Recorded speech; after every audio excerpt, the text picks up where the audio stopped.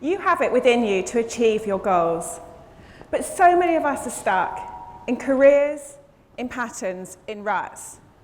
And we stay stuck, hoping, waiting, and praying for someone or something to make the changes that we need to make. I want to share with you today how I found the courage to stepping up and to stop waiting to be picked, and how I found the courage to stepping out from beneath the fickle finger of fate. So has anybody here ever watched Ant and Dec's Saturday Night Takeaway? Anyone? Yeah. So in that show, there is a segment, which some of you might know, and it's called The Fickle Finger of Fate. And in this segment, a giant polystyrene hand hangs down from the ceiling and points at the audience. And it goes back and forth across their heads. And wherever that finger stops, the person beneath it has the chance to go up and win a ton of stuff, like a car and a laptop and some money and a holiday and a washing machine and a lawnmower. So I was at home and I'm watching this program. And the fickle finger of fate is going back and forth across the heads of the audience.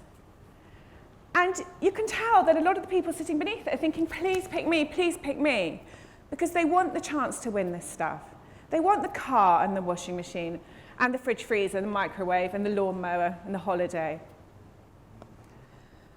But I'm watching it and I'm getting a sense of déjà vu. And I'm thinking, this is reminding me of something. It's reminding me of me.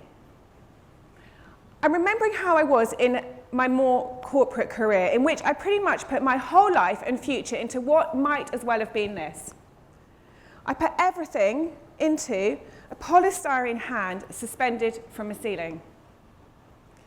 You see, I worked in a large company and it had plenty of talented employees, and I like to think that I was one of them.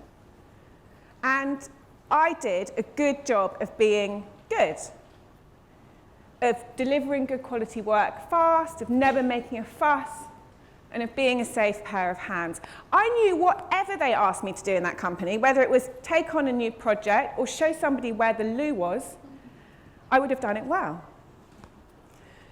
The problem is that I believed getting picked or promoted or opportunities would come from working harder, from towing the line, from keeping my head down, from doing more hours.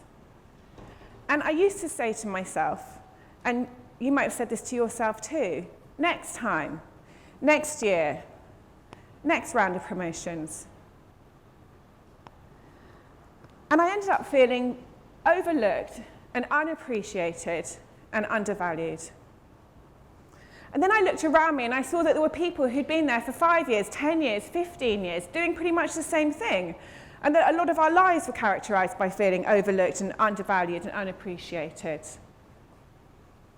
And what was worst of all was the complete sense of powerlessness, that until this stopped over one of our heads, we could never do or be what we wanted. And for the women in the room, this particularly affects us because regardless of the fickle finger of fate, women are much less likely to be putting themselves forward for opportunities or their goals or promotions anyway. You know, there was this research recently, and it said that a man will go for something, a job or an opportunity or whatever, if he has just 60% of the talents required. So you know when you see a job advert and they say, we're looking for someone who can do this, who's got this, this, this, and that. And a man will look at it and he's got 6 out of 10, he'll be like, yeah, that's me, I can do that.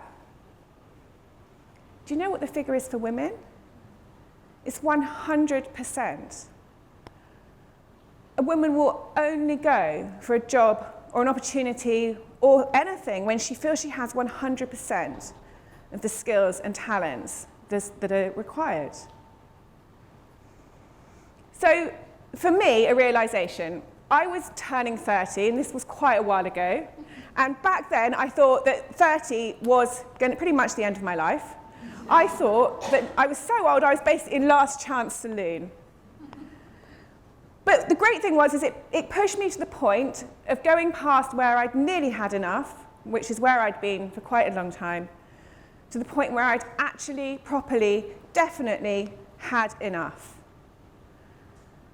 Whatever it was that I wanted, I would have to make that happen myself and stop waiting for this fickle finger to stop over my head or for someone else to anoint me with opportunity. So where do you even start? I think one of the hardest things, if, like me, you've lived your whole life under this, is even knowing what your goals are. You know, I'm used to this thing making the decisions to when something changes, not making a decision myself. So for me, it became clear it was going to be about starting my own business, and that could be the case for you too, or it could be about having the courage to ask for whatever it is you really want, or moving to a new location. So I made the decision to leave my job, and it was really, really scary. I had £5,000 saved, but I needed to get a laptop, and that money was not going to last for long. So I had to do what I hate doing. I don't know if you hate doing it, but I hate doing it, and that is sell myself. I had to pick up the phone to people who I knew, people who I vaguely knew or could sort of claim to know, and people who I didn't know. And you know what? Making these calls made me feel incredibly anxious, terrified of rejection, and actually physically sick.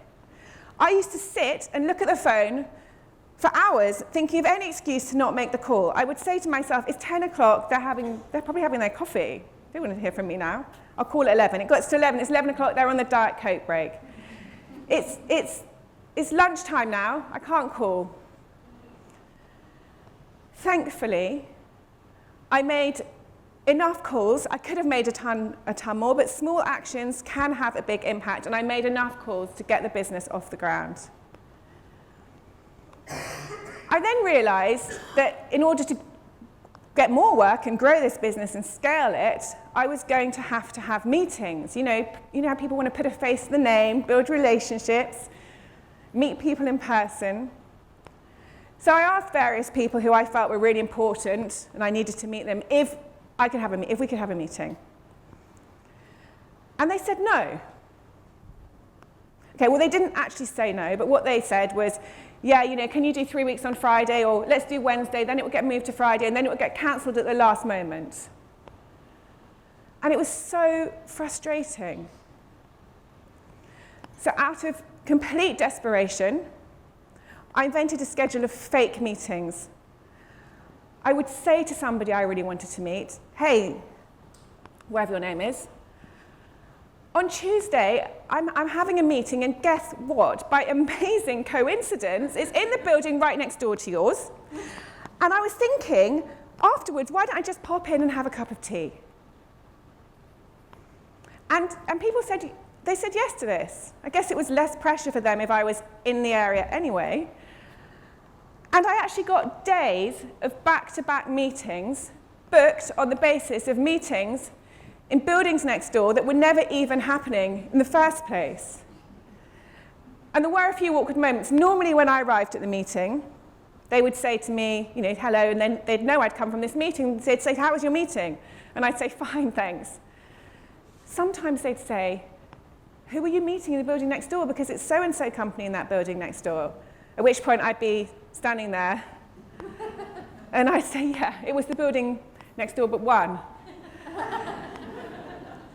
Or at the same time, I also became a complete personal development junkie. My bedtime reading, and this is really, really good for your love life, became books on minimal viable products, lean startups, small business, marketing, thinking positive. And I don't know if any of you have ever read personal development books. You probably have, in which case you might know the feeling of reading a book and you're thinking, yes, yes, yes, yes, completely. You're convinced, you feel so empowered, and you're certain your life's about to change. The next day you wake up and you can't even remember what the book said, and it's like you've never read it at all. What I found is that if I read enough of these books, and I've read a lot of them, then occasionally bits of information would drop into my brain and would lodge there, and then they would stay there. And one quote that I read in a book that did that, dropped right into my brain and never left, which I'd like to share with you now, is by Henry Ford, and it is, whether you think you can or you can't, Either way, you are right. And that really stayed with me because obviously I have a voice in my head that says, you can't do this, you can't do that, that's not going to work out, that's going to fail. But then I remember that quote and I think, well, if I can't stop or if I can't ignore this voice, then the dice has been rolled and it's not going to work out and I haven't even tried. Along the way, there was so much looking back with rose-tinted glasses thinking, why have I done this? Why have I tried to do something different or by myself? You know, life is easier under the fickle finger of fate. There's always something to be waiting for, or someone else to blame, or something to hold responsible for a reason that something hasn't happened. But at the same time, there have been so many wonderful moments that would never have happened had I stayed, not just starting that business, but growing that business and selling it, and starting a whole new career doing something completely different, and working with incredible people and writing a book and getting to be here today talking to you. Because you know this isn't a game show, and the chance to win a car or a washing machine or a lawnmower or a fridge freezer or a laptop or a microwave. This is real life. This actually matters. So before I finish, there's something I would like you all to do. Are you up for it? Yes. Right, good. Under your seats, if you can just put your hand under your seat, you're going to find an envelope just like this one.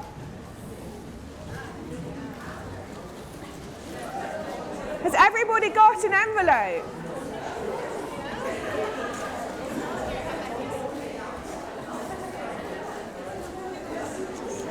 Does everybody have their envelope?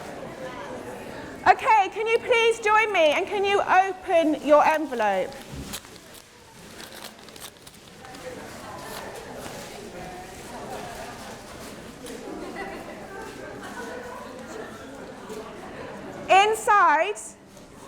Inside, you have your very own fickle finger of fate. This represents, I can see some fickle fingers being waved at me in the back. This represents every time that you have told yourself, next time, next year, next round of promotions. This represents every time you've waited and hoped for someone else to anoint you with an opportunity. This represents every time that you've relied on crossed fingers, and any time that you've ever relied on crossed fingers and crossed toes. Has anybody ever done that? Because I know I've done that. You know, you think if you cross your toes as well, somehow it's going to have more impact. Right, can everybody please stand up?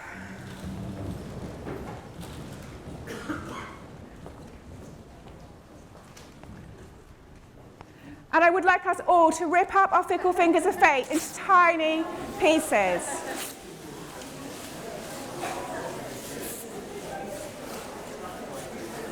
Has everybody got their fickle fingers of fate in tiny pieces? Is all the ripping complete? When I count to 3, I want you to throw them into the air with all your might. There's still ripping going on over here. Are you ready? 1, 2, 3. Thank you, everyone. Please sit down. Thank you very much. I'm Natasha Courtenay-Smith, and isn't it about time that we stepped out from beneath the fickle finger of fate? You have it within you to achieve your goals. Thank you.